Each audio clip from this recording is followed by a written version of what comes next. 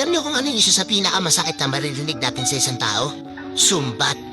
Oo, yung susumbatan ka. Minsan ka na nga lang manghingi ng tulong. Hirap na hirap ka sa isang bagay, tutulungan ka nga, pero pagkatapos susumbatan ka sa huli. Di ba? Naranasan niyo na to? May na-encounter na ba kayong gantong klaseng tao? Yung tipong akala mo sa umpisa mabait siya, okay siya, willing siyang tumulong pero hindi. Susumbatan ka pa sa mga bagay na nagawa niya sa'yo. Sa mga bagay na naitulong niya sa'yo. Kaya minsan, mas okay na lang na ikaw na lang yung tumayo mag-isa. Ikaw na lang yung lumaban mag-isa. Kahit mahirap, kahit hindi mo na kaya, kahit pagod na pagod ka na, kahit gustong-gusto mo lang humingi ng tulong, mas maganda ikaw na lang tumayo mag-isa. Kasi nakakapikon kapag may mga taong susumbatan ka kapag tinulungan ka.